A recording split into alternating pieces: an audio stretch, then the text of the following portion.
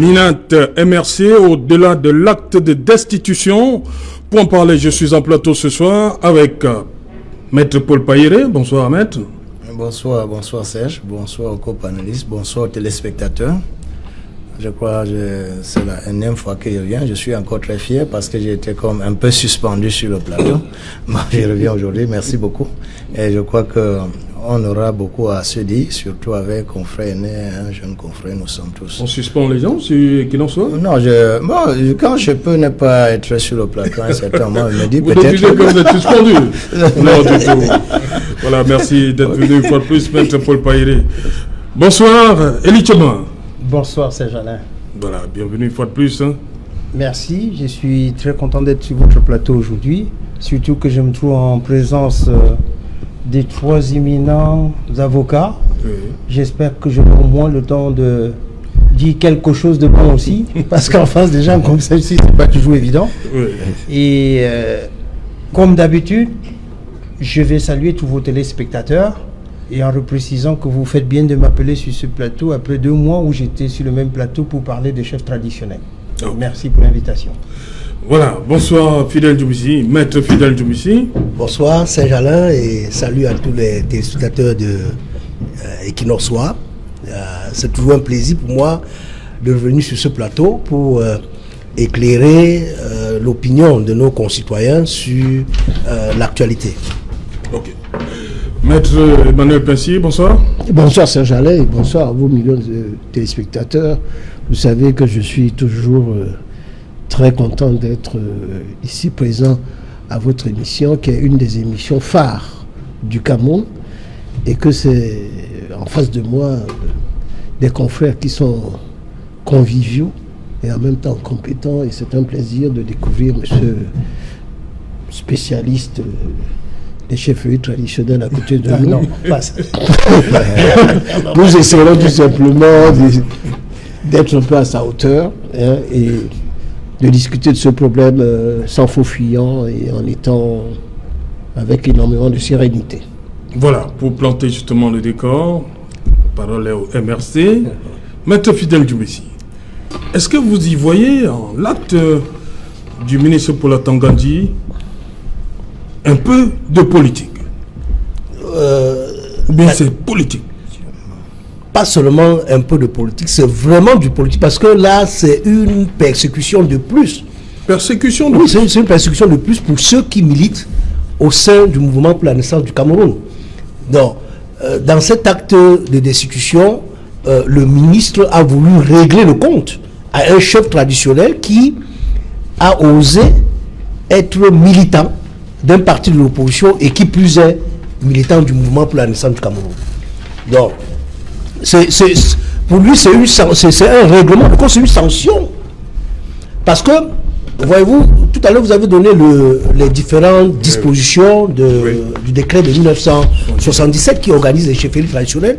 Et vous voyez que la procédure... Les sanctions sont graduelles. Oui, les sanctions sont graduelles. Non seulement les sanctions sont graduelles, mais aussi il y a une procédure qu'il faut suivre pour destituer un chef traditionnel. Parce que en droit administratif, on parle du parallélisme des formes.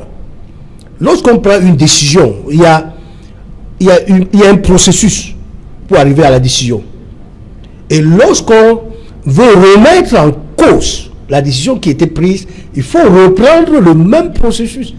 Parce qu'on est chef traditionnel par arrêté. Ça peut être arrêté préfectoral ou arrêté du gouverneur. Ça dépend du degré de la chefferie traditionnelle, premier degré, deuxième degré. Quand c'est troisième degré, c'est l'arrêté du préfet. Et pour arriver à l'arrêté du préfet, il y a ce qu'on appelle les consultations des notables, les consultations notabilières.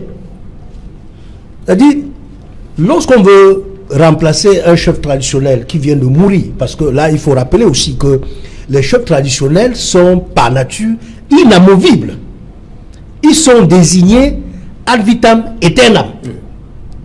Et ce n'est que pour des cas graves, lorsqu'il y a faute lourde, qu'on peut destituer un chef traditionnel. Non. Et pour le faire, il faut revenir à la procédure qui avait abouti à sa désignation. Non. la consultation des notabilités coutumières. Parce qu'il y a toujours cette consultation à la base des notabilités coutumières sanctionnées par un procès verbal. Et c'est sur la base du procès verbal que l'autorité administrative peut entériner la désignation du chef traditionnel. Et si l'autorité administrative veut destituer le chef traditionnel, il devrait reprendre la même procédure, c'est-à-dire les consultations des notabilités coutumières. Et qui dresse aussi également le procès verbal pour indiquer, comme vous avez dit dans le texte, qu'il a commis, et ce procès verbal doit relever la faute lourde qu'il a commise. Et cette faute lourde doit avoir un rapport beaucoup plus avec la tradition et la coutume. Ah, vous dites que ça doit avoir un rapport. Avec la tradition et la coutume. Au bas, avant l'article 1er, le ministre dit, considérant les rapports des autorités administratives compétentes. Monsieur Bilo Haifa, chef de 3e degré du quartier Messa, arrondissement Yaoundé 2e, département de Fondi, région du Centre, est à compter de la date de signature du présent arrêté destitué de ses fonctions pour instigation et incitation à l'insurrection. Mais ça ne doit pas... C'est des fautes lourdes. Oui, mais ce n'est pas ces fautes-là qui peuvent fonder la destitution. Et même si ces fautes doivent fonder la destitution, il faut que les notabilités coutumières constatent par consultation et dresse procès verbal. De même qu'on avait dressé le procès verbal pour le désigner. Oui. Les notabilités coutumières doivent constater ces fautes et dresser le procès verbal. Et ce n'est que sur la base de ce procès verbal que le ministre de l'administration territoriale peut régulièrement, valablement prendre un acte de destitution. Donc, il s'agit là d'un acte administratif entaché d'excès de pouvoir. Il y a vice de procédure. Donc ça, c'est une décision qui, lorsqu'elle sera portée à la connaissance du juge administratif, il y aura un moyen pour faire annuler cette décision. Vice de procédure. Même sans rentrer dans le fond. Ok. Maître Pensy, instigation et incitation à l'insurrection, insubordination caractérisée à l'endroit des autorités administratives, participation active à une manifestation publique interdite. Oui, en fait... On renvoie aux marches blanches, c'est ça? Non, ou bien il y a eu des marches entre-temps, Maître Djoubissi? Il n'y a pas eu de marche. Tout ça sort d'où? C'est le ministre, l'autorité administrative. Allez-y donc, Maître Pensy. Qui doit nous dire... écoutez, moi je ne connaissais pas... Je ne connais pas ce chef traditionnel de 3e degré. Et puis je viens juste d'apprendre ce qui vient de se passer. Ça veut dire que quoi, en tant qu'avocat, j'ignore les faits de la cause et je dois me permettre d'être prudent. Bon, je me rends compte tout simplement que les dispositions de la loi de 1977 permettent quand même qu'on puisse aboutir à une sanction extrême qui est celle de la destitution. Et je ne sais pas, parce que Fidèle vient de parler, mon confrère du Messie, je ne sais pas s'il y a un précédent au niveau de la jurisprudence sur un cas de ce type d'un chef qui a été destitué. Peut-être à l'époque des Allemands, où on est allé encore plus loin, où on a fait un faux procès contre Alexandre Douala Mangabel, où il a été pendu pour une affaire a dormi debout, ici, à Bounandjo. Et Lithium va nous donner un exemple précédent tout à l'heure. Voilà, donc peut-être que lui, il a une jurisprudence que je ne connais pas. Je voudrais me réserver pour tout simplement vous dire que, quant à la procédure dont vient de parler Fidèle, je ne sais pas si c'est comme ça que ça doit se passer. Même au football, il y a plusieurs choses qui se passent. On vous donne d'abord rappel à l'ordre, et après, si vous sautez sur les 2 pieds de quelqu'un au niveau du genou pour casser la jambe, on vous donne le carton rouge, vous sortez. Donc, on peut arriver, à mon avis, et je ne sais pas ce que le chef a fait, parce qu'on parle de photos lourdes caractérisées, sans dire très bien ce qu'il a fait. Est-ce que, bon, on dit qu'il n'a peut-être pas marché, mais qu'est-ce qu'il a... On dit participation active à une manifestation publique interdite, entre autres. Vous savez, le ministre de l'AT ne peut pas en parler si cette manifestation n'existe pas. Bon, moi, je me réserve, au fur et à mesure qu'on discutera, d'apporter, mais je pense que le ministre ne peut pas prendre une décision comme ça à la légère. Mais ce que je voudrais dire, c'est que le chef traditionnel est un auxiliaire de l'administration. Ça, il faudrait que les gens se le disent. Le chef traditionnel est un auxiliaire. Donc, et par conséquent, il doit avoir un comportement vis-à-vis de l'administration. Je ne sais pas si ce chef, pensant qu'il était chef traditionnel, qu'il était au-dessus du ministre de l'AT, alors que normalement, il dépend c'est sa hiérarchie. Ça, il faudrait que vous le dites. Et ça, c'est un gros problème. Pourquoi justement insubordination caractérisée? Voilà, c'est ça? C'est ça, à mon avis. Je ne sais pas ce qui s'est passé. Mais je dois dire qu'il a dû, peut-être, je suppose, il a dû avoir des réactions de chef, parce que je pense qu'il faut agir face à l'autorité administrative à une certaine prudence. Moi, j'ai vu, je ne veux pas citer lequel, mais un chef de premier degré qui est allé rencontrer une autorité, un ministre à Yaoundé, et il voulait parler en tant que chef. Et ce ministre très important lui a rappelé qu'il était un auxiliaire de l'administration, c'est-à-dire qu'il doit écouter, parce que c'est l'administration qui commande. Et ça a beaucoup changé, parce qu'il faut voir, même chez vous, c'est-à-dire pas chez vous, je dis chez mes amis, chez les Bamileke, où le chef a une certaine autorité. Vous savez que le chef Bamileke, à part un ou deux, peut-être le chef Bamenjou ou bien d'autres, qui ont une certaine aura et qui discutent, la plupart des chefs ne prennent pas des positions très fortes. Et moi, je crois que je n'ai pas vu un chef, même Sawa, défiler, participer à une manifestation de ce type-là. Peut-être qu'on lui a fait un rappel à l'ordre, je ne sais pas, au niveau de la procédure. Vous savez, moi je ne connais pas les faits, moi je suis avocat. Quand vous parlez d'une affaire, c'est une affaire qui a beaucoup de sous. Peut-être que ce n'est pas la première fois que ce chef le fait. Et je dois d'ailleurs dire que ça ne m'étonne pas s'il est du MRC, parce que le MRC est connu comme un parti de gens qui sont absolument vindicatifs et qui sont toujours en train de protester, même les avocats protestent. Mais eux, c'est... Et je dois dire d'ailleurs que depuis quelques jours, si vous remarquez que depuis qu'ils ne sont plus là pour les élections, il y a un calme plat au niveau de Facebook, et que même ici, il n'y a pas les injures qui étaient proférées par mon fidèle du Messie, qui lui est quelqu'un de correct, qui est l'exception qui fait la règle. Ok. Voilà, revenons sur cet article 29.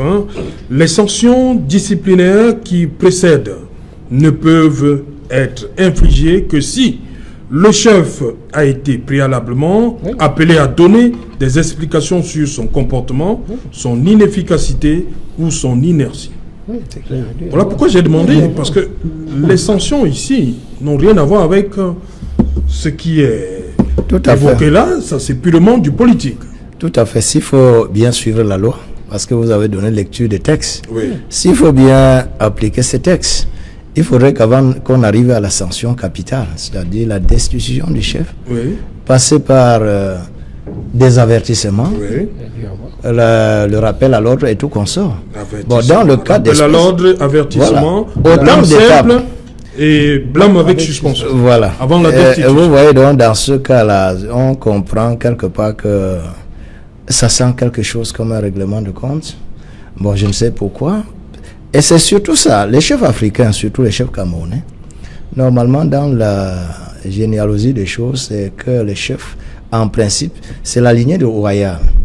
Et au point que, dans les règles normales coutumières, il serait très difficile de destituer un chef. Oui, parce que dès qu'on l'a intronisé, avec ses notables et tout consort, il jouit d'une certaine puissance, au point que on ne peut pas facilement les essuyer. Mais depuis un certain temps, quand nous regardons ce qui se passe, parce que ça a évolué jusqu'à un certain moment maintenant, on a pu, le chef n'est pas seulement un auxiliaire simple, il est un auxiliaire rémunéré. Parce que les derniers textes qu'on a pu voir, les chefs sont payés. Au point que nous sommes faibles, 200 000. Oui, une faible somme, confrère Némer. C'est quelque chose qui arrive à corrompre la chose. Bon, parce qu'à un certain moment, quand tout le pouvoir qu'ils avaient, parce que les chefs, et même quand nous parlons, je ne veux pas blesser une formation politique ici, mais pour dire une vérité, parce que en principe, les chefs devraient être neutres, mais dans notre système au Cameroun, les chefs ne sont pas neutres. La plupart, sur 100 chefs, 90 sont obligés de suivre normalement le parti au pouvoir. Et c'est ça les conséquences que nous avons. Donc quand un chef ne suit pas le parti au pouvoir, il est frappé comme il est lui-même également. Oui, mais c'est ce que vous voulez dire. Mutatis mutandi. Oui. En quelque sorte. Oui. Parce que je ne comprends pas comment on n'a pas pu suivre les étapes pour arriver à cette sanction capitale. Ouais. Pourquoi on est allé si vite, on a pris une diagonale au lieu de passer par les angles et arriver là où il fallait arriver. Parce que c'est là, et je dis donc, comme c'est rare, parce que parmi les chefs au Cameroun, c'est comme monsieur... oui, peut-être il aura une jurisprudence, comme on le dit. Maître Pincy l'a dit, parce que nous n'avons pas assez de jurisprudence en la matière. Nous savons tous que nous avons des chefs que nous respectons. Et ces chefs sont souvent entre le marteau et l'enclume, parce que parfois, quand ils veulent dire aller dans tel parti, on lui impose qu'il soit un peu neutre.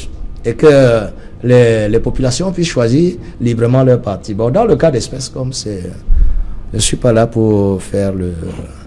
Heureusement, on parle politique, on parle aujourd'hui, fidèle, je suis SDF. Bon, mais parfois, quand je suis SDF, on me dit qu'il faut absolument aller au RDP, au MRC avant d'être un opposant. Bon, mais je dis que cette façon de faire, ça nous surprend. Parce qu'on a grillé presque toutes les étapes pour frapper une sanction aussi difficile. Parce que même avec un chef de 3e degré, comme on me dit bien, que ce chef Bilo a ses 3e degrés. Ça devait relever pas de la compétence absolument du ministère de la Terre. Même un préfet pouvait le faire. Pourquoi ça? Non, c'est le MINAT qui le destitue. Ok, d'accord. C'est le MINAT qui le destitue. C'est juste les étapes qu'on n'a pas pu suivre. Vous ne savez pas, peut-être que le sous-préfet a fait des rapports, peut-être qu'il y a eu des rapports. Il y a eu des précédents. Peut-être il faut se réserver. Des demandes d'explication. On ne connaît pas le dossier. Des demandes d'explication en catimini, alors peut-être... Moi, j'en sais rien. On n'a pas le dossier avec nous. C'est autant de choses. Moi, je voudrais qu'on soit prudent lorsqu'il y a une situation de ce type-là. D'ailleurs, vous savez très bien, en tant qu'avocat, vous n'avez pas le dossier devant vous. Bref, nous ne sommes pas en train de trancher, nous sommes seulement en train d'analyser. Oui. Nous émettons des points de vue. C'est seulement qu'on ne nous a pas mis devant nous, peut-être d'ici demain. Quand on nous mettra le dossier devant nous, on va discuter. Devant nous pour dire, voici déjà, je l'ai mis à l'ordre, je l'ai rappelé à l'ordre, j'ai peut-être fait une demande d'explication, qu'il a dû répondre en catimini, nous attendons encore. Donc vraiment, seulement que ça allait très vite, parce que c'est tombé comme un coup de tonnerre dans le ciel, quand j'ai appris que ce chef qui a pris pour résolution de suivre un parti d'opposition, et pourquoi ce n'est que lui? Il y a des chefs assez indisciplinés dans ce pays, mais qu'on ne regarde pas. Pourquoi? Est-ce parce qu'il est allé vers l'opposition? Est-ce parce qu'il ne se comporte pas bien? Comme le grand frère le dit, je crois que nous allons encore scruter de plus près pour voir. Uniquement sur cette situation, avant de revenir sur ce cas, vous m'avez parlé d'un cas, d'un précédent. Déjà, qu'est-ce que vous avez à dire sur le cas? C'est purement politique? Je ne sais pas si c'est purement politique. Tel que dit Maître Payéré, il y a forcément d'autres chefs. Mais pourquoi le marteau ne frappe pas aussi dur? Vous avez fait bien en commençant de dire d'abord ce qui règle la société, lire la loi. Voilà. Et à la lecture de ceci... Qui n'en soit là pour ça. Hein. Voilà. À la lecture de ceci, j'ai du mal, moi aussi, à comprendre parce que cet article a tout balisé. Oui. Sauf que... L'article 29. Voilà. Ça balise quand même tout, comme vous l'avez dit tout à l'heure. C'est graduel. Oui. La sanction est graduelle. Et comme vous l'avez dit tout à l'heure, le MINAT précise dans sa lettre qu'il y a eu des rapports... de sous-préfets, je ne sais pas... des autorités administratives. Oui. Peut-être a-t-il interprété les rapports comme étant des situations de la graduation que l'on constate ici. Peut-être, mais encore faut-il le savoir. Toujours est-il dit qu'à la lecture de ce qu'on a comme fait maintenant, il est difficile de comprendre comment cela a pu se passer. Interpréter comme politique ou non maintenant, c'est hâtif.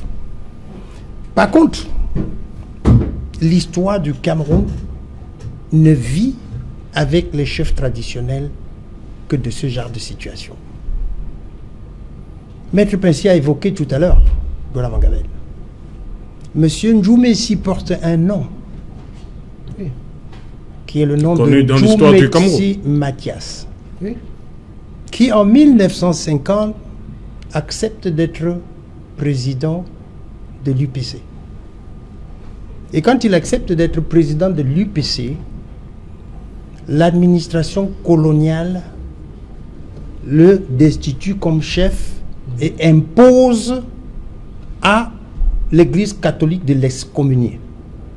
Il sera excommunié et il ne reviendra qu'après avoir démissionné la même année de l'UPC. Je crois qu'il a été ministre, non? C'est tant que je me souviens. Ça, c'est après. Voilà, donc... il démissionne. Là, c'est avant l'indépendance, hein, c'est pas le... Il démissionne. Voilà. Je ne reviendrai pas sur sa carrière politique qui a été bien soutenue et très souvent j'ai écouté sur ce plateau la réalité concernant le tribalisme et autres. C'est quand même un personnage qui a joué un rôle fédérateur dans ce pays.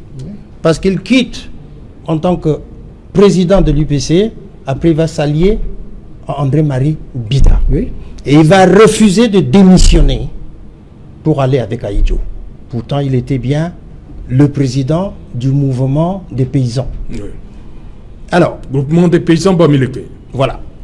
Alors, dans le même village, et j'ai ici un article qui dit la deuxième mort du ministre d'État Ndjoumessi Mathias. Cet article est rédigé par Antoine Takafo, qui dit qu'il y a quelques années, le successeur de Sa Majesté Ndjoumessi Mathias, en la personne de Ndjoumessi Edmond, soupçonné d'accointance avec l'opposition au régime, fut déchu et remplacé par son frère, M.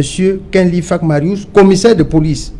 Plusieurs années après, au regard de l'impopularité de M. Kenlifak, l'administration fut obligée de revenir à la légitimité en se passant des services de M. Kenlifak au profit du fils de Ndjoumessi Edmond en la personne de Ndjoumessi III Mathias. Tu peux me préciser l'année, parce que ça peut être très intéressant. Donc, je vous lis l'article. Non, mais je dis l'année à peu près, c'est pour la chronologie.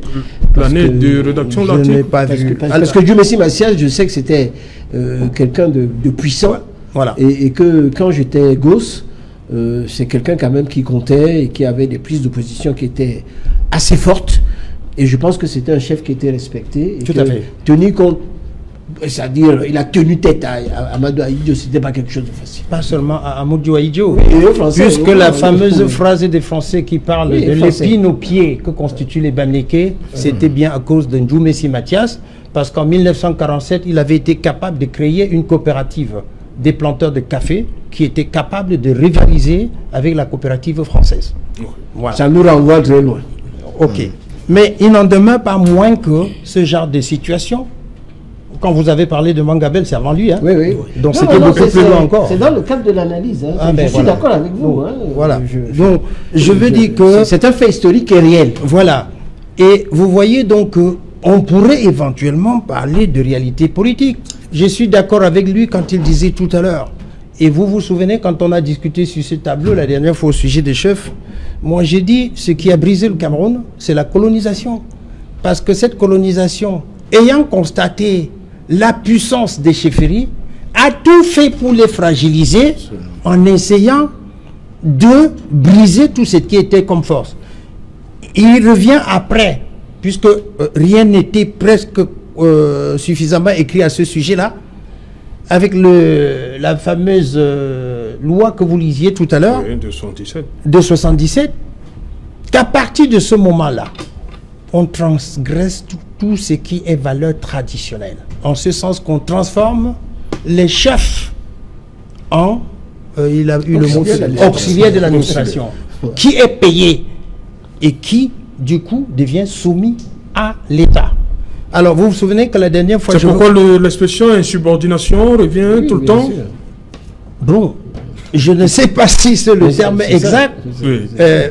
La logique voudrait, comme le disait mon chef frère tout à l'heure, oui. Maître Baïré, en région Bamileke, un chef ne devrait pas seulement en région Bamileke, pour question de neutralité pour sa population, ne devrait en aucun cas être partisan d'un parti politique, qu'il fût parti dominant de l'État ou de l'opposition. Parce qu'en fait, imaginez-vous qu'un parent qui se trouve avec un des fils responsable de tel parti et un autre fils qui est présent, qui est responsable dans un parti au pouvoir. Croyez-vous que ce sera facile pour lui de traiter la situation? Et même pour l'ensemble de sa population, il a le devoir d'être neutre. Malheureusement, la réalité politique nous a amené à ce qu'on voit aujourd'hui et interpréter une décision comme celle-là, ce serait difficile quand on n'a pas le fond de dossier, comme disait Maître Pincy, mais en réalité, d'entrée de jeu, on peut tout simplement dire qu'il y a coup fouet. Ok, Maître Djoumessi, je reviens. Instigation et incitation à l'insurrection, on veut bien comprendre. Ça sort d'où tout ça, subordination? Bon, là ça passe encore. Participation active à une manifestation publique. Et le MRC a fait des marches entre-temps, là? Non, je dis que le mouvement pour la naissance du Cameroun n'a pas organisé des marches. C'est pas seulement les marches, manifestations. Ça peut être autre chose. Oui, c'est pour ça que nous sommes surpris par les motifs. Ils ont surpris les Bolova hier, non, Sa Majesté il n'y était pas. Il n'y était pas. Voilà. Je n'ai pas souvenance d'un mouvement ou d'une manifestation interdite à laquelle a pris par Sa Majesté. Et c'est pour ça que nous sommes surpris par les motifs allégués dans la décision. Et dans cette décision, je cherche toujours en vain dans le visa, parce que quand nous irons au contentieux, il faudrait que... Parce que dans le visa, il ne figure... Le MRC ne va pas laisser passer ça. Non, nous ne pouvons pas laisser. On va attaquer la décision. C'est un acte administratif qui, pour nous, est déjà entaché d'excès de pouvoir. Et cet excès de pouvoir, je dis, ça réside dans le fait qu'il n'y a pas de consultation des notabilités coutumières. Parce que c'est ça le principe. Parce que pour désigner un chef, on passe d'abord par les consultations de notabilités coutumières. Et dans cette décision, il ne vise pas cette consultation. Donc c'est déjà un vice. Si vous permettez, Maître, l'État n'a pas besoin d'une consultation après. Parce qu'il est participant au moment où on fait la sélection. C'est lui qui entérine. C'est l'État qui entérine le choix. L'État entérine, ça veut dire que l'État intervient au bout d'un processus. Mais après, quand il s'agit des sanctions, on suit graduellement ce qui est écrit dans la loi. Non, il y a ce qu'on appelle le parallélisme des formes. Même si la loi ne l'a pas dit, on doit revenir là. Je parle sous le contrôle du grand frère Maître Pincy. Même si la loi n'a pas dit, pour arriver à une décision de destitution, on doit commencer là où on avait commencé pour arriver à la décision de désignation. C'est le parallélisme des formes. Même le ministre pour la Tangandji dit qu'il a considéré les rapports. Les rapports des autorités administratives compétentes. Est-ce que c'est suffisant? Les rapports ne sont pas suffisants. Non. Les rapports des autorités administratives ne sont pas suffisants. Parce que même quand on dit que le chef traditionnel est un auxiliaire de l'administration, est-ce qu'on nous dit en quoi consistent ses fonctions par rapport à l'administration? Les fonctions ne sont pas définies. Est-ce que les missions du chef traditionnel sont définies par rapport à l'administration? Donc, avant, autrefois, les chefs traditionnels étaient les collecteurs d'impôts. Aujourd'hui, on dit qu'ils sont auxiliaires d'administration. Ils jouent quel rôle? Ils accomplissent quelle fonction, quelle mission en tant qu'auxiliaires de l'administration? Parce que quand vous regardez le quotidien d'un chef traditionnel, c'est avec ses populations. C'est-à-dire régler les problèmes d'ordre coutumier et tout ça, les palabres, lorsqu'il y a un peu de trouble, mettre la paix. Mais la relation avec l'autorité administrative, on le voit seulement à l'occasion des cérémonies. Lorsqu'il y a la fête de 20 mai, le chef traditionnel est invité pour s'asseoir à la tribune, après il est invité à la réception, à la fête. Après ça, il n'y a plus rien. Il n'y a plus rien. Il n'y a plus rien. Il n'y a pas de mission précise. Tout ce qui est foncier. Il n'y a pas de mission précise du chef traditionnel à l'égard de l'administration. Pour ce qui est du foncier, le chef traditionnel participe seulement à la commission locale. Oui, de bornage. Oui, en tant que autorité. Des conflits. Oui, en tant que chef du territoire. Donc, il participe à la consultation ce qu'on appelle la consultation la commission consultative, merci, c'est la commission consultative. Il participe seulement pour témoigner que le point de terre appartient à celui qui revendique le titre foncier, qui demande le titre foncier sur ce terre.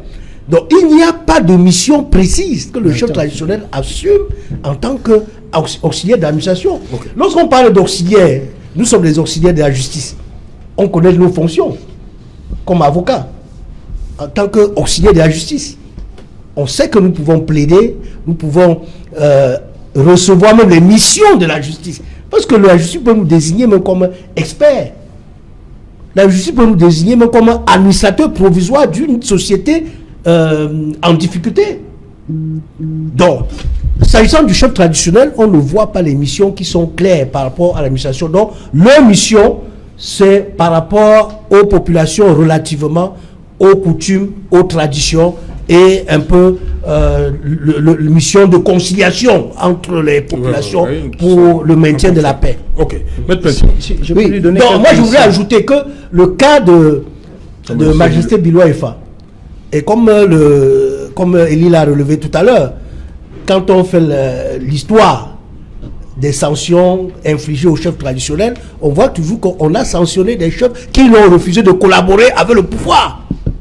Donc, le chef Biloua Efa est frappé de cette sanction parce qu'il est au mouvement pour la renaissance du Cameroun. C'est ça le motif, parce qu'il est militant du mouvement pour la renaissance du Cameroun et qui plus est conseiller spécial du président national élu Maurice Kamto. Maître Pensy? Oui, non, je ne suis pas je m'excuse de ne pas être du même avis que Fidèle dans cette affaire, parce que transformer le chef traditionnel comme quelqu'un qui ne compte pas, ça m'étonne vraiment de quelqu'un qui est, je ne sais pas, un notable avec un nom comme Messi, il peut être qu'un notable bamileke. Et moi, je vois les chefs ont un rôle. Vous savez qu'il y a même des juridictions traditionnelles. Il y a des juridictions traditionnelles, il y a même des rôles de conciliation. Ils participent à la paix sociale. Permettez, Maître Pensy. Allez-y. Les chefs auxiliaires de l'administration, les chefs traditionnels sont notamment chargés de concourir sous la direction des autorités administratives compétentes au maintien de l'ordre public et au développement économique, social et culturel de leurs unités de commandement. Voilà. De recouvrer les impôts, de taxes de l'État et autres collectivités publiques dans les conditions fixées par la réglementation, indépendamment des tâches qui précèdent. Doivent accomplir toute mission qui peut leur être confiée par l'administration locale. Alors, je voudrais d'ailleurs le dire ici, que quand il y a un litige à Douala, par exemple, les chefs traditionnels du canton sont invités et règlent le problème d'une manière traditionnelle. Vous savez pas? Ils sont assesseurs. Oui, non, ils règlent même ça sans aller au tribunal. Moi, j'ai vu, par exemple, à la chefferie d'Aïdo, vous avez, je crois que c'est Ntoné de Bonandole, qui est celui qui est le chef de la juridiction de ce canton-là. D'ailleurs, la loi dit conformément à la coutume, et lorsque les lois et règlements n'en disposent pas autrement, procéder à des conciliations ou attributions ou arbitrage entre leurs administrations. Voilà. Et ces problèmes-là, parce que c'est ça que je veux dire, c'est-à-dire les gens ont l'habitude maintenant de réduire le chef traditionnel tout simplement c'est parce que souvent même certains chefs ne connaissent pas leurs vraies prérogatives. Et on a la chance actuellement, par exemple, le chef Aqua, c'est quelqu'un qui a été, c'était le directeur d'agence de la BEAC. Bon, vous avez, comme syndicat, c'est un lettré. Vous avez un de ses prédécesseurs qui était notaire. Vous avez un autre qui était professeur de fac. Donc vous avez donc maintenant des chefs traditionnels qui ne sont pas des personnes qui ne savent rien dire. Vous avez donc des chefs au niveau du premier degré. Regardez par exemple le sultan Bamoun qui est un, on peut le dire, commis de l'État, qui est un très haut commis de l'État, ambassadeur, et qui a beaucoup de choses et qui a un impact très important au niveau de ces populations. Vous ne pouvez pas être un ministre sans aller le voir. Je ne dis pas faire allégeance, mais en tout état de cause, si vous êtes quelqu'un qui l'affronte, vous aurez des problèmes. Les chefs traditionnels ont un vrai rôle. Et je voudrais vraiment ici le dire ici. Moi, quand on voit le chef traditionnel, il ne faut pas le négliger. Les gens veulent le négliger par rapport à ces 200 000 qu'on leur donne, qui est une somme quelconque, mais qui n'a rien à voir, par exemple, avec le chef Bandjoun. Quand je suis allé voir le chef Bandjoun, pas celui-ci, mais un chez lui, entre les personnes, les notables qui venaient, au bout d'une heure, j'étais avec le magistrat Kamga Emmanuel, qui était un ami, c'était il y a une vingtaine d'années. Il a reçu en moins d'une heure plus de 30 cartons de champagne et de vin, sans compter d'autres choses. Non, et quand le chef traditionnel est là, la population lui achète une voiture. Par exemple, on estime que le chef doit être bien. Et ça se fait maintenant de temps en temps pour qu'on donne au chef le rôle qui est le sien. L'administration a cassé l'administration coloniale a cassé les chefferies traditionnelles et l'assassinat simultané qu'il y a eu en même temps sur ces chefs, en même temps Douala Mangabel, à Yaoundé également, le chef, un peu partout, on les a tués, Jean-Paul Samba, parce qu'au même moment, au même jour, ça s'est fait comme ça. Et je crois d'ailleurs que ce qui peut être intéressant, c'est de faire un livre sur le procès de Douala Mangabel, qui était quelque chose mais qui vous était... allez encore plus loin, M. Pincy. Oui. Vous allez plus loin là dans l'histoire. Oui, allez, non, mais je crois quand même que le plus grave aujourd'hui avec l'administration en place, c'est d'avoir, en raison des réalités politiques, travesti les descendances pour placer au niveau des chefferies des responsables de l'État, un peu partout. Oui. Donc aujourd'hui, quand vous parlez seulement de l'administration coloniale, je crois que l'administration actuelle a plutôt renforcé.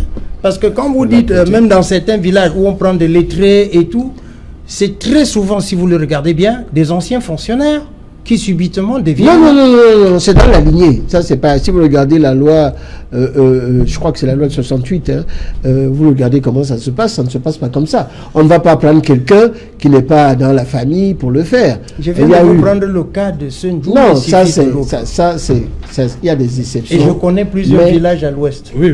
Non, mais ça moi, de plus en plus, hein, mais vous avez eu, effectivement, il y avait Fukam Kamga, il y avait les chefferies à Banjoun, on a pris l'autre, etc. Le père de Kamga qui était préfet, mais après on est revenu. Non, je prends un exemple, je ne peux pas citer tout l'Ouest. L'Ouest, c'est quelque chose qui est formidable. Mais je voudrais dire par là qu'on essaie quand même de faire en sorte que ce soit ça. C'est-à-dire, je ne voudrais pas que l'on réduise, et vous avez bien fait de rappeler la loi, le rôle du chef traditionnel à quelqu'un qui est tout simplement là pour inaugurer les chrysanthèmes et venir tout simplement dans les tribunes. Mais moi, ce qui me choquerait même encore, c'est que à Douala, on a fait des chefs du 3e degré qui viennent de l'Ouest ou de d'autres pays. Ça n'a pas de sens. Le chef traditionnel, c'est par rapport à un terroir. Et c'est comme ça que ça se passe. Si vous êtes représentant de tel ou tel endroit, chef, vous ne pouvez pas être chef du 3e degré à Douala. Si vous permettez, maître. Je donne un exemple. Oui, sachez bien que d'antan, s'il vous plaît, la notion de 3e degré ou de 2e degré, tout ceci a été créé pour des raisons politiques et avoir des effectifs et avoir un vivier électoral. Et ce qui a permis de fragiliser, parfois vous avez dans une contrée un chef de 3e degré qui se sent plus important qu'un chef de 1er degré. Non, je dis, c'est pas contradictoire. Permettez-moi, je lise l'article 3. Est du 1er degré toute chefferie dont le territoire de compétence recouvre celui d'au moins 2 chefferies de 2e degré. Voilà. Ses limites territoriales n'excèdent pas en principe celles d'un département. Voilà. Est du 2e degré toute chefferie dont le territoire de commandement englobe celui d'au moins 2 chefferies de 3e degré. Ses limites n'excèdent en principe pas celles d'un arrondissement. Voilà. Chefferie de 3e degré correspond au village ou au quartier milieu rural ou au quartier en milieu urbain. Oui, c'est ce que je suis en train de dire. Mais vous ne trouverez pas. Non, parce que vous avez dit que... J'ai dit que vous ne trouverez... Vous ne trouverez jamais un chef Douala à Bafoussam. Je dis que c'est une erreur de l'administration de pouvoir le faire, parce que ça correspond à un terroir. Et historiquement, ça dit, j'ai rien contre. On parle de chef, un village ou un quartier? Oui, c'est un village. Je dis, c'est une erreur. L'administration est en train de... Et c'est ce que je suis en train de dire, de dévoyer le chef. Heureusement qu'on est d'accord là, maître. Oui, mais je n'ai rien contre vous. Je dis que le chef est en train de fabriquer des chefferies qui n'existent pas, qui n'ont pas d'historique. Et c'est ça l'élément fondamental. C'est-à-dire les chefs ont une histoire. Et moi, j'ai énormément de respect pour tous les chefs. C'est-à-dire, quand on me dit que c'est un chef, même 3e degré, vraiment, je le salue vraiment avec beaucoup de respect, même s'il n'a pas les moyens. Mais ce que je voudrais dire ici, c'est de donner une vraie importance à nos chefferies traditionnelles, parce que c'est quelque chose qui compte pour nous. Vous avez, par exemple, et vous ne savez peut-être pas, actuellement, quand il y a les élections, on demande l'avis des chefs. Ne pensez pas que les chefs n'ont pas de point de vue politique. C'est vrai que, je crois que c'est le chef Bamenju qui est assez connu pour sa liberté de ton, sa majesté Soukoudio. Je crois qu'il est là depuis... Il était mineur quand il est devenu chef. Moi, je l'ai vu aux funérailles du président Kadji. Et quand il est venu avec une population qui était derrière lui, il y avait peut-être 200 personnes qui étaient là, 250 personnes, et il venait avec sa flèche, avec sa danse, avec majestueuse, et qui en imposait. Et c'est quelqu'un qui a une liberté de ton et qui ne cache pas ce qu'il a à dire. Donc vous avez des chefs comme ça. Vous avez d'autres chefs aussi qui sont des chefs qui ne disent rien, qui sont toujours d'accord, etc. Ça dépend de leur personnalité. Vous avez par exemple un chef à Douala qui s'appelait De Gaulle et Kwale Saka, qui avait sa personnalité. Ouais. Je me souviens un jour... Canton d'Edo. Voilà, Canton d'Edo. Il avait un conflit avec celui qui était là, qui devait être là, qui s'appelle Ntoné. Le Ntoné, c'est-à-dire c'est son père qui était chef. Or, Ntoné, quand maintenant on demande au fils de succéder à son père, il disparaît et il va en Balmayo, comme il était un très grand cuisinier. Quand on va maintenant le chercher, il prépare la nourriture, il met un peu à l'intérieur et il disparaît pour aller à Balmayo. C'est comme ça que le chef est devenu le chef Kwale Saka, qui n'était pas le chef habituel. Et ça a continué donc, parce que lorsque le chef James, ce qui actuellement a voulu, les Ntonais ont voulu faire la bagarre pour reprendre la chefferie, mais la disposition de la loi de 68 était déjà sortie, et donc c'était le fils qui a succédé au père. Et je dois dire ici, sur ce point-ci, que nous avons un problème.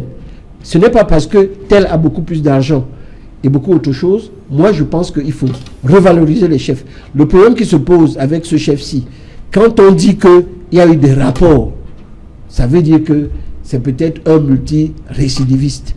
Et je crois quand même que, connaissant mes amis de MRC qui sont vindicatifs, il y a dû quelque chose qui a dû se passer. Donc je préfère qu'on... Donc son appartenance politique, pour vous, c'est un élément à ne pas négliger quand on vous écoute. Non, je dis... C'est tout simplement parce qu'il a démissionné du RDPC. C'est un ancien du RDPC. Oui, c'est un ancien militant du RDPC. C'est un ancien militant qui a démissionné pour le MRC. Et c'est ça la raison. Là, non, je le connaissais. Il m'a dit que je ne le connais pas. Il a démissionné du RDPC. Il a démissionné du RDPC, Sa Majesté Biloé. C'est ça. Beaucoup de gens ont démissionné dans tel ou tel parti. Mais il n'était pas chef traditionnel. Oui, non, je ne connais pas ce dossier. Vraiment, moi je ne prends pas, en tant qu'avocat, franchement, quand on dit qu'il y a eu des rapports, ça veut dire quand même qu'on l'a interrogé, ça veut dire qu'on lui a fait des demandes d'explication, ça veut dire que quelque chose s'est passé. Et il y a des gens qui sont comme ça. Je crois que c'est un gars, quoi, Ewondo.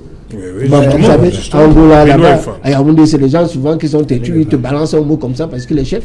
Et il a dû avoir une position avec une insubordination et peut-être après enquête, on a dû le destituer. Je ne suis pas certain. C'est ça la sanction, parce que c'est la sanction suprême. Ce qui va se passer, c'est que je crois que le MSC va faire son recours. Je ne connais pas, et je crois que ce sera la première fois qu'il y aura une décision en ce sens. Oui. On verra ce que dira la Chambre administrative de la Cour suprême dans le cadre de ce dossier. Mais j'ai bien peur que vous ne perdiez ce dossier. Vous savez déjà que... Maître, est-ce qu'on n'est pas là face tout simplement à une réalité de l'administration? Non, je dis que des lois aussi précises. Je dis que je ne connais qui pas. Ne sont pas respectées. Non, c'est pas sûr. Il faut lire le dossier en entier et savoir ce qui s'est passé. Non, vous avez dit les rapports tout à l'heure. Vous avez parlé mais c'est marqué là. Il y a eu des rapports. Dans la décision, lorsqu'on observe. Quand on blâme quelqu'un, lorsqu'on observe la loi et également les décisions administratives depuis la période coloniale, nous observons que l'administration coloniale est suivie par l'administration postcoloniale, a voulu subordonner les chefs, a voulu subjuguer les chefs traditionnels. Et M. Eli a bien fait de le relever parce que c'est dans l'optique de détruire nos traditions, de détruire notre culture. Parce que je suis d'accord avec M. Pensy qu'il faut repenser le statut de nos chefs traditionnels et leur donner le statut qu'ils méritent. Et c'est ce que nous disons au mouvement pour l'administration du Cameroun. Parce que dire que le chef traditionnel est un auxiliaire de l'administration, c'est pas bien. C'est pas bien que le chef traditionnel soit un auxiliaire de l'administration. Le chef traditionnel doit être une autorité traditionnelle. Et cette autorité-là doit être bien reconnue et son statut bien encadré dans son domaine de compétences. On définit ses domaines, ses missions, son domaine de compétences, là où il a les prérogatives. Et on ne doit pas le subordonner à l'administration au point qu'une autorité administrative vienne à parler d'insubordination. Donc ça, il faudrait que nous pensions, que nous puissions revoir le statut de chef traditionnel. Et au mouvement pour l'essence du Cameroun, nous avons cette proposition. Voilà, lorsqu'on lit les motifs, participation active à une manifestation publique interdite. Ça veut dire que Sa Majesté Bilo Efa, c'est interdit, parce qu'on sait qu'il y a des chefs. Quand c'est le RDPC, il n'y a pas de problème. Mais les manifestations du RDC ne sont pas interdites. Deux poids, deux mesures, c'est ça? Non, les manifestations du RDPC ne sont pas interdites. Parce qu'ils respectent la loi. Non, attends. Tu vas poser la pour les autres. Non, non, il a posé la question. RDPC a posé la question, j'ai répondu. Maître Koyere. Donc, nous avons la jurisprudence. Je crois que Maître Pensé, c'est juste pour nous faire rire sur le plateau. Parce que je trouve, troisième degré. Même premier. Oui, bon, certains arrivent à évoluer miraculeusement jusqu'à arriver à ce niveau.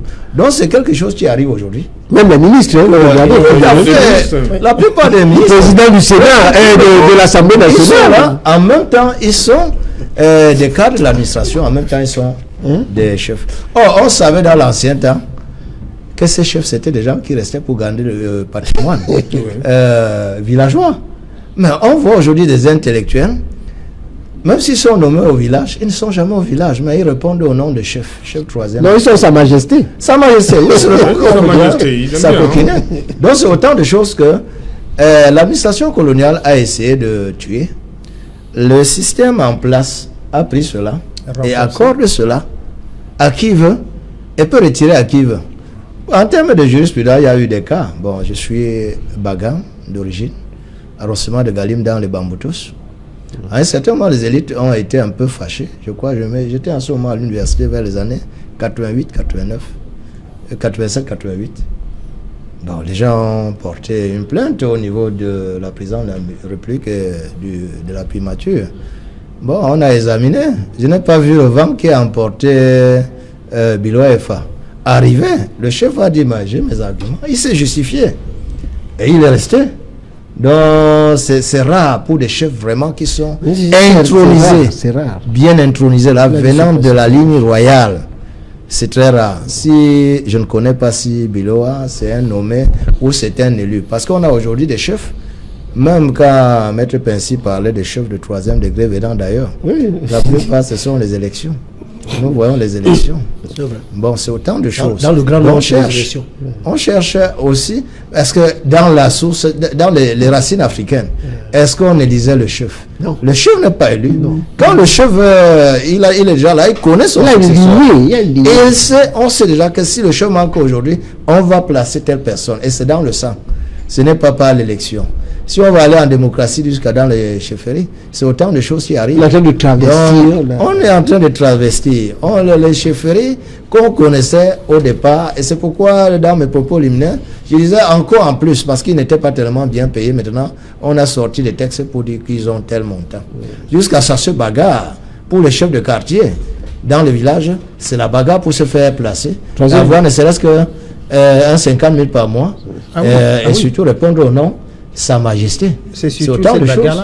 Voilà, justement, le ministre s'est appuyé sur, il dit, vu l'arrêté préfectoral numéro 590-AP-JO06 SAG du 11 mars 1987 portant homologation de la désignation de M. Bilo Efa en qualité de chef de troisième degré du quartier Messa-Nkoba, arrondissement de Yaoundé 2e.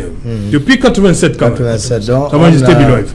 On a homologué son intronisation. Oui. Mais est-ce que homologation de la désignation. De notabilité coutumière. Oui. Les notabilités d'abord. Oui. Ils l'homologuent. Donc c'est autant de choses que l'administration entre un peu dans les chefferies. Et ça allait très bien. Mais quand vous avez des chefs qui doivent se trouver au Sénat, Maître Pensy, croyez-vous que si je suis ministre aujourd'hui, mon chef à qui je dois faire des références, il se trouve, je crois, peut-être au Parlement avec moi, on perd toutes les valeurs traditionnelles. Non, il faut les mettre parce que... S'il vous plaît. Oui, non, vous m'avez posé une question. Laissez-moi finir. Bon, allez-y. Quand vous avez un chef traditionnel, vous venez de décrire tout à l'heure un parcours que vous avez eu à la chefferie de Bandoune, où une réception vous a permis de voir ce qui peut être donné. Dites-moi qu'est-ce qu'un État peut payer à un vrai chef dans son village plus que sa population, que ce soit en termes pécuniaires.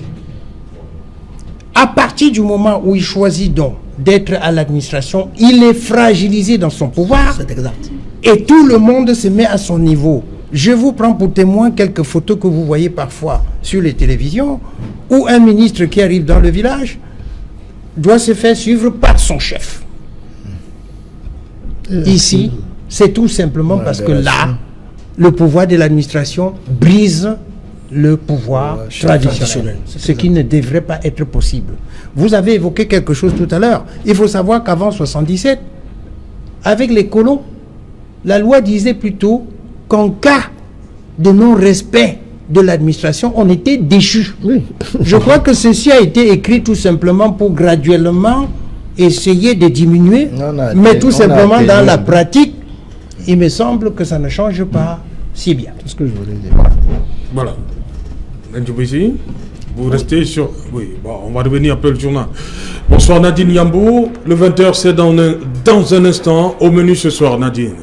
Bonsoir, c'est Jeanne Auto et bonsoir également à vos invités. Vous l'avez remarqué certainement ces derniers jours, le phénomène d'insécurité qui prend de l'ampleur. Dans la ville de Douala, il ne se passe plus un seul jour sans qu'un cas de braquage, à main armée, agression et souvent meurtre soit enregistré. Ces derniers jours, dans la ville de Douala, les populations donc crient le mal-être et pointent un doigt accusateur vers les pouvoirs publics. Nous écouterez au cœur de ce journal sur Equinox Télévision. Nous parlerons également de cette sortie de l'Ordre national des médecins du Cameroun qui accuse le gouvernement d'être à l'origine de la prolifération des centres de santé clandestins au Cameroun ce jour à Yaoundé. L'organe également, c'est un sujet de la non-application de la couverture santé universelle au Cameroun. Et le gouvernement, pour sa part, qui ambitionne de booster le développement des régions anglophones et de l'extrême nord du Cameroun, déclaré économiquement sinistré en raison de l'insécurité. 8 mesures fiscales figurent dans le projet de loi de finances en examen du côté de l'Assemblée nationale. C'est Alain Auto. Voilà, fin de cette première partie Equinox Soir. Madame, Monsieur, on va donc se retrouver après le journal de 20h pour Equinox Soir, deuxième partie, le temps du débrief. Nous serons toujours en compagnie de nos 4 invités. Place tout de suite, Madame, Monsieur, au journal de Nadine Yambou, comme tous les vendredis.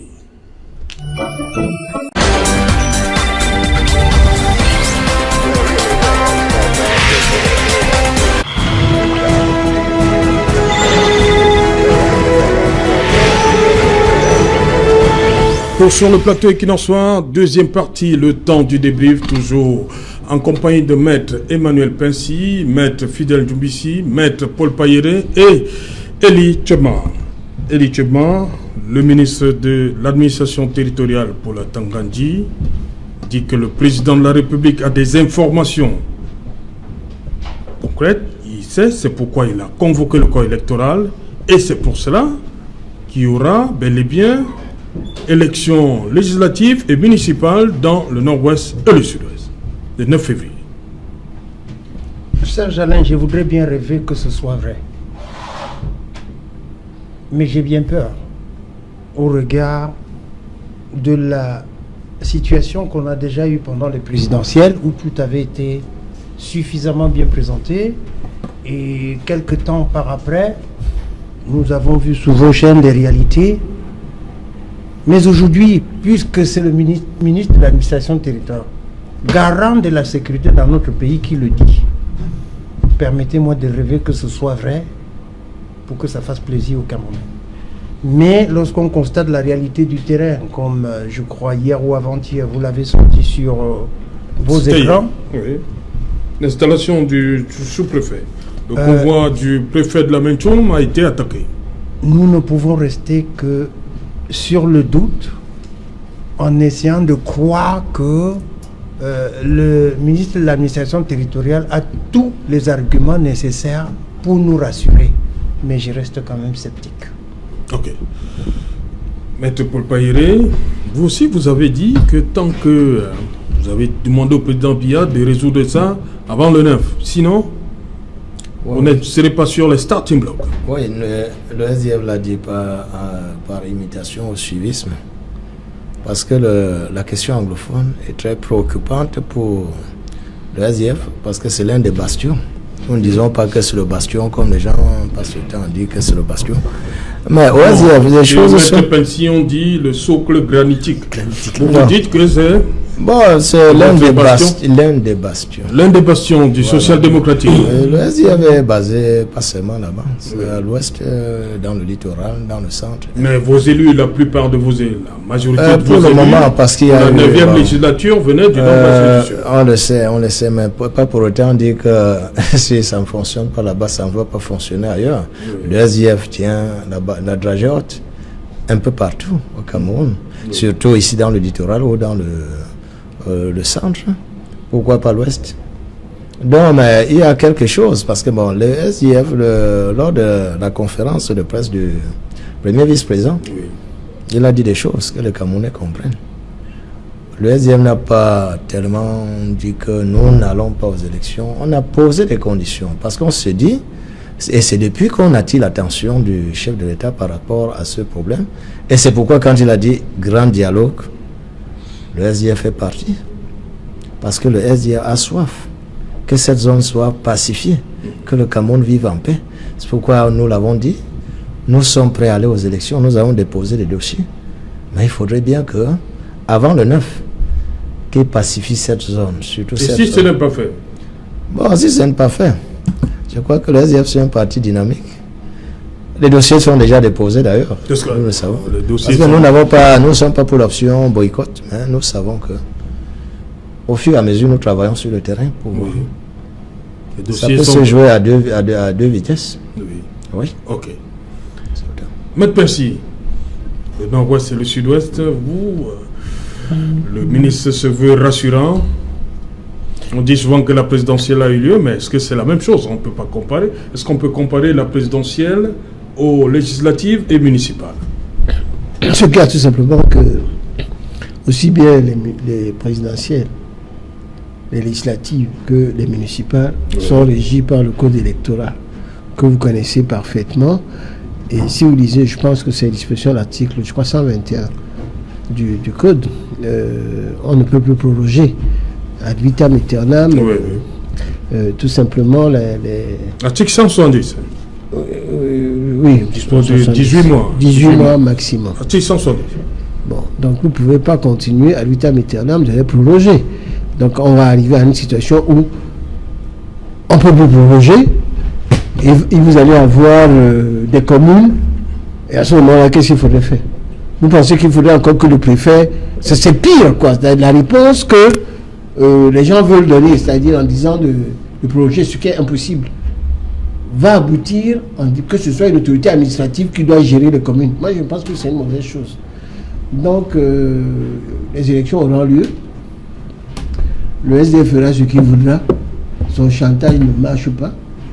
On sait très bien qu'il va... Le SDF fait le chantage? Oui, c'est un petit chantage. Le SDF sait que le 9, on ne décrète pas la fin d'une guerre, surtout asymétrique et difficile telle qu'elle est, parce que vous oubliez de le dire, pas plus tard qu'il y a 3 ou 4 jours, un petit terroriste a tiré sur l'avion de MA60 à Bamenda, et où j'avais des gens dedans. Parce que je peux dire que les gens sont restés 3 jours à l'intérieur de Bamenda dans des situations difficiles. C'est la première fois que ça se voit. Donc ce petit con et ce petit terroriste, on l'a arrêté avec des armes. Et je dois dire une seule chose. Et d'ailleurs, je dis un avertissement au gouvernement. On ne peut pas laisser un aéroport sans que cet aéroport ne soit protégé. Ça, l'aéroport, c'est quelque chose de grave. C'est sensible. Donc, c'est sensible. Et ça, il faudrait une protection de tous les aéroports et des aéronefs. Ça, c'est quelque chose qui doit se faire. Et je voudrais également dire, s'agissant de cette région-là, la guerre ne se fait plus avec des soldats qu'on envoie partout. Mais vous envoyez les drones. Il y a même des drones avec des armes pour tirer sur les gens. Parce que s'il y a des petits gars là, et puis, il y a les satellites pour pouvoir savoir où sont les gens. Donc il faut faire très attention, parce que nous tous, aussi bien, je pense, du SDF que nous voulons que la guerre cesse. C'est tout ce qu'on veut. Et moi, j'ai une déclaration du cardinal Toumi, qui est un saint homme, et qui a dit que les gens commencent à rentrer. Et vous avez d'ailleurs, on a vu dans les villages entrés où les gens sont en train de rentrer chez eux. Parce que 3 ans comme ça, sans rien faire, sans travailler, avec des réfugiés, c'est quelque chose de compliqué et de difficile. Et je peux vous dire qu'en ce qui me concerne, ça m'ennuie tellement. Parce que moi, j'allais par exemple, je suis allé chez les Mouna, les Bernard, qui est mon ami, qui vient de nous quitter. Si vous allez dans le sud-ouest, qui est une zone qui est extraordinaire, avec Tiko, Bouya, etc., Kumba, etc. Bon, c'est des endroits où on ne part plus et il faudrait qu'on y aille. Et si vous regardez Bouya, qui est une Silicon Valley, c'est-à-dire avec des gens qui sont très forts en informatique, vraiment il faut que ça cesse. Donc moi, nous souhaitons tous que ça marche. Mais si vous, au SDF, vous ne voulez pas venir aux élections, je dois vous rappeler que sur la circulaire, quand vous voyez le président de la République, nous concernant, parce que j'étais vice-président de la commission de présélection des candidats législatifs, il nous a demandé qu'on ait un maximum encore d'élus. Nous étions déjà à 148 élus du RDPC à l'Assemblée nationale.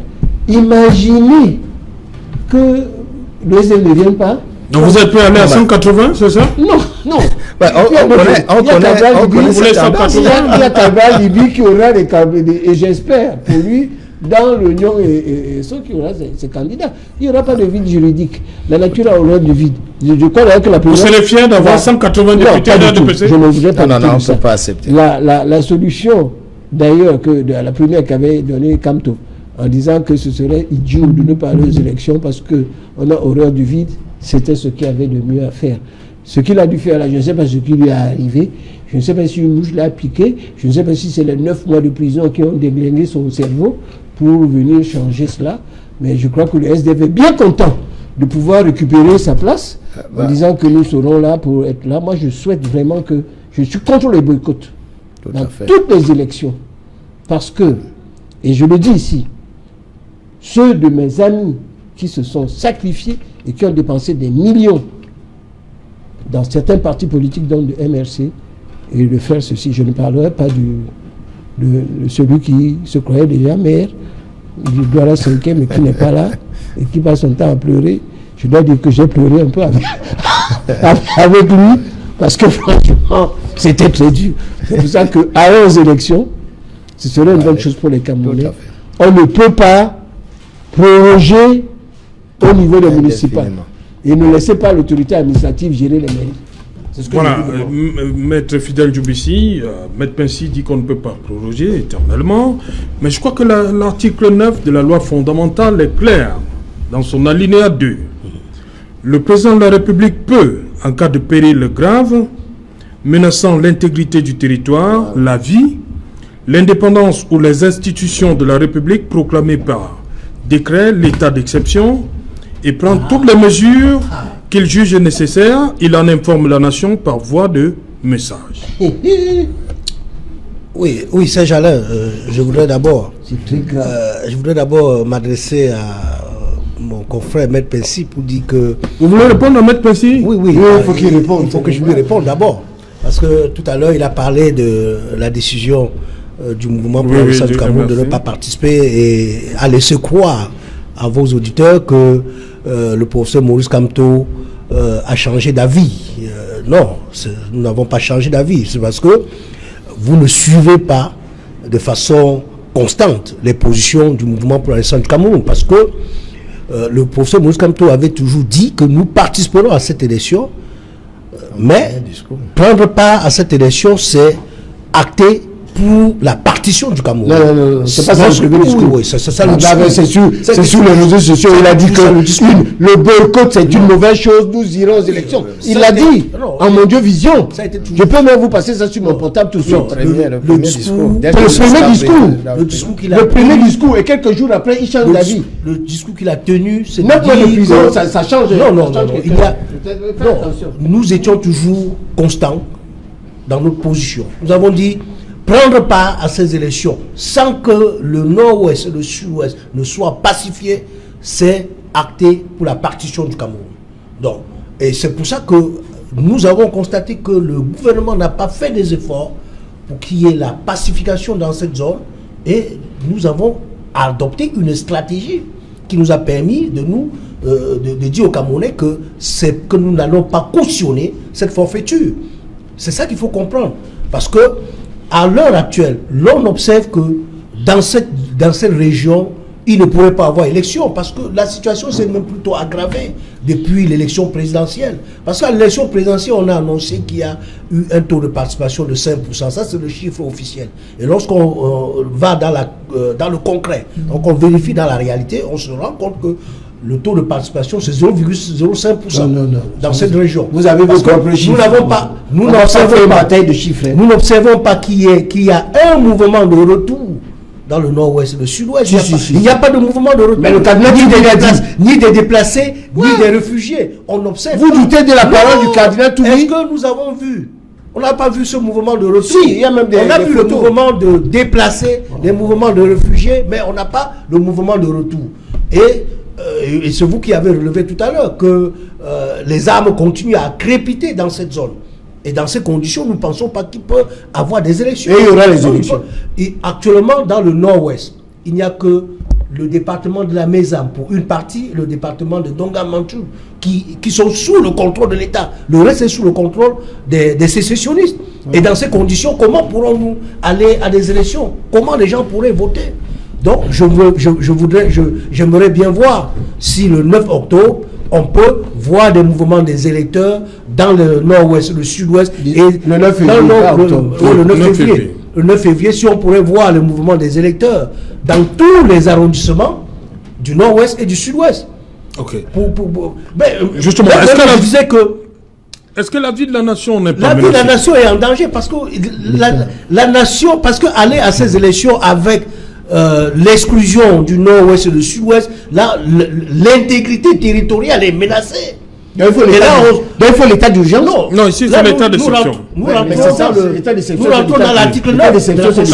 C'est très grave. L'article 9. Ça veut dire qu'on peut arrêter n'importe qui en route. Non, c'est pas ce que ça veut dire. Au point de vue juridique, c'est très grave. Non, c'est pas ce que ça veut dire. Ah, d'accord. L'état d'exception dit que ça voudrait dire que le président de la République a la possibilité de prendre des mesures qui s'imposent pour sauver. Je vous dis qu'il ne le fera pas. Pourquoi vous voulez rêver? Donc, le fait, la prolongation des mandats des conseillers municipaux, c'est encore possible.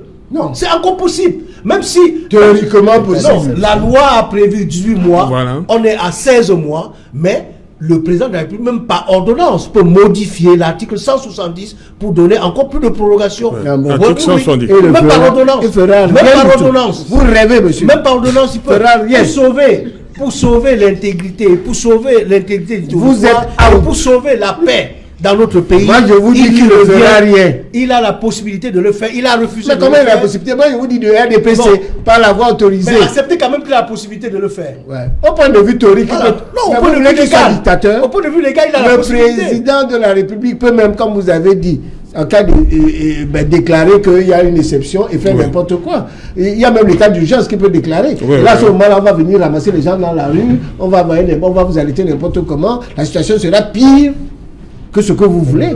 Et moi, je crois qu'il faut faire très attention quand vous lisez les articles. Non. Moi, je suis un démocrate. Est-ce que Maître Percy, vous n'avez été...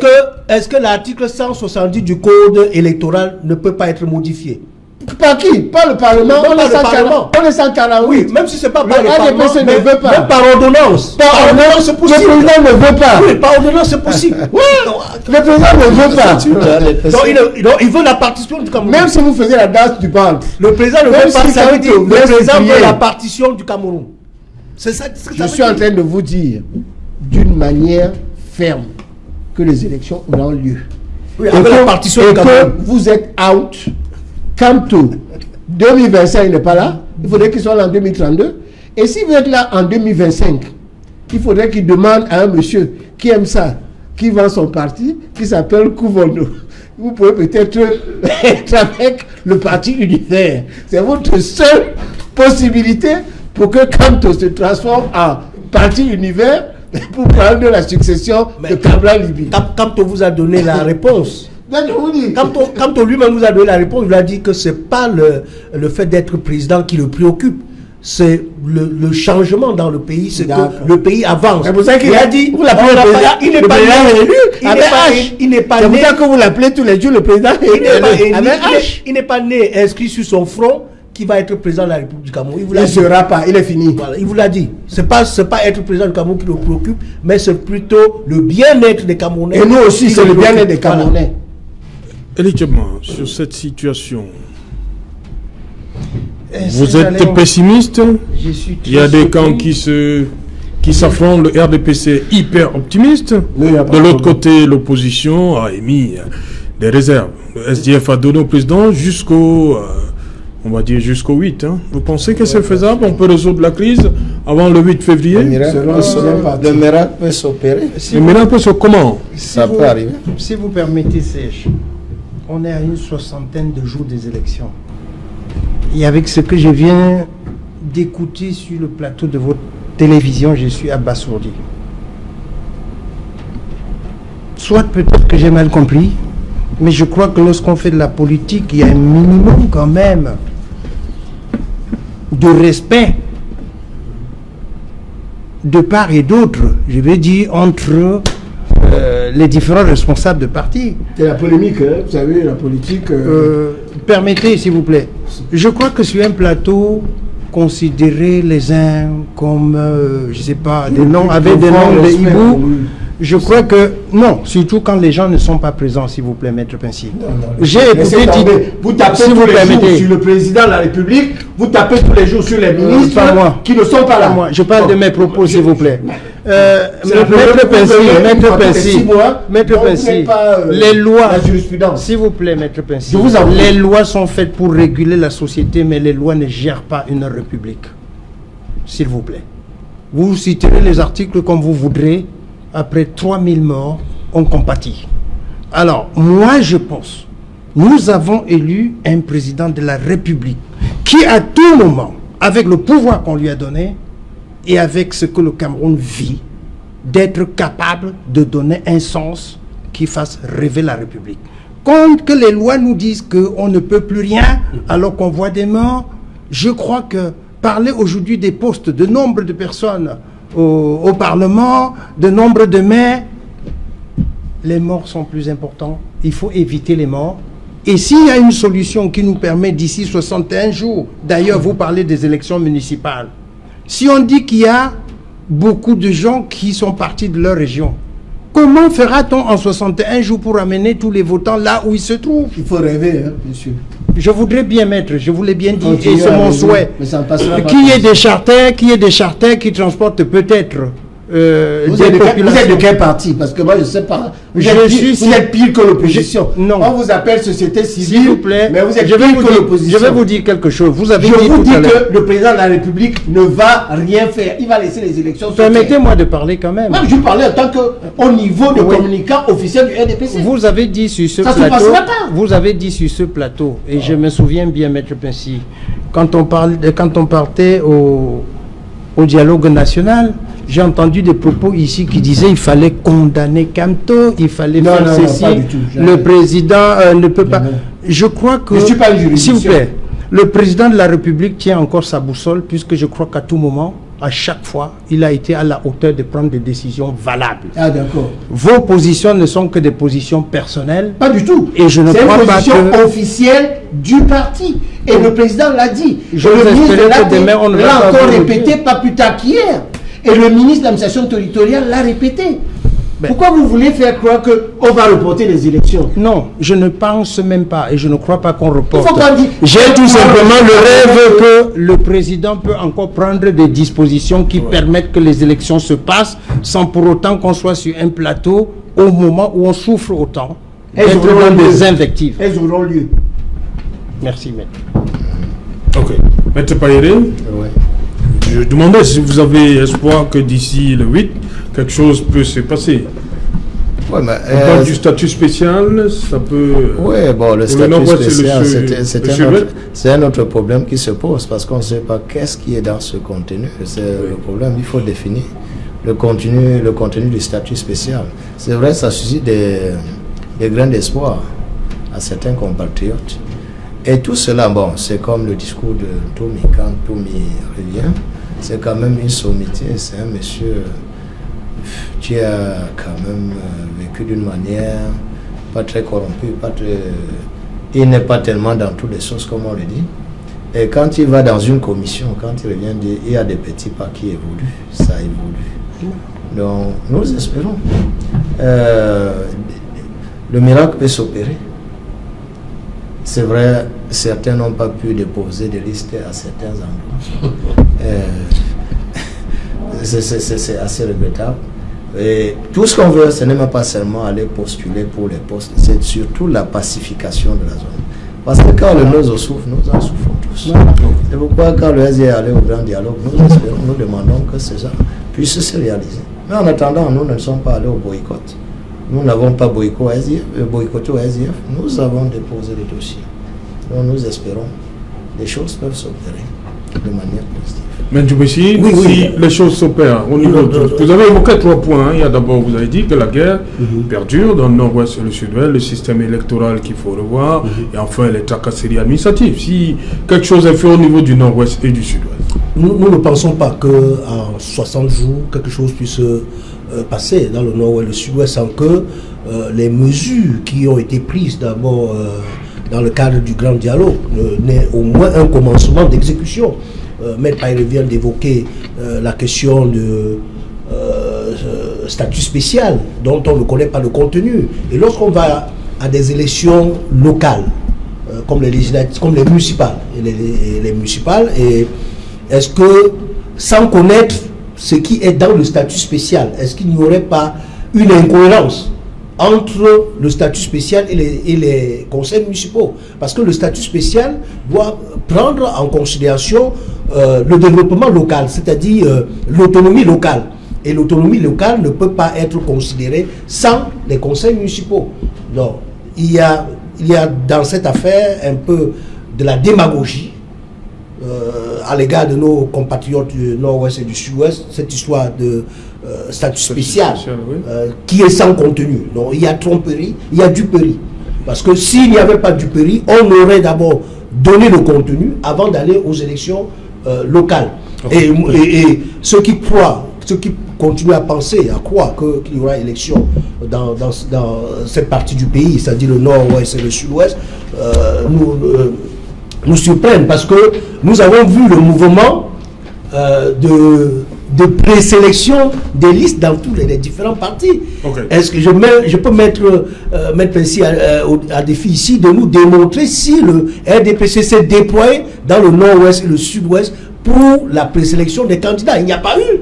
On n'a pas vu ce mouvement dans cette zone. Voilà, alors que partout ailleurs, on a vu ce mouvement. Et là, ça indique que l'élection dans cette partie du pays ne sera pas possible. Il ne sera même pas possible d'aller faire campagne dans cette zone. Rapidement, je voulais juste lui dire que le RDPC se trouve partout. Donc il y aura des candidats. Est-ce qu'il y a eu un mouvement de présélection partout? Et vous n'êtes pas à l'intérieur du parti. Et ce que je voudrais vous expliquer, c'est qu'on ne change pas une loi au niveau des élections, au cours des élections. Donc la loi qui va statuer, c'est le code électoral. Et s'agissant de l'article 62, au niveau de la Constitution, le statut spécial se fera certainement, parce que avant les élections. Elle va concerner comment on va vivre là-bas, comment ça va se passer. Et je voudrais dire que ce statut avant les élections, dans quelle assemblée? Non, mais cette session. Cette session se termine mercredi. Elle se termine mercredi. Merci. Elle se termine mercredi par l'adoption de la loi de finances. Merci, Maître Dumissi. Merci, Maître Paye d'être venu. Merci, Elie Thomas. Merci, Maître Pessi d'être venu. Voilà, madame, monsieur, nous sommes arrivés au terme. Nous sommes arrivés au terme de cette édition. On se retrouve lundi lorsqu'il sera 19h. Toute la grosse équipe sera là. Bonsoir. Sa Majesté Bilo.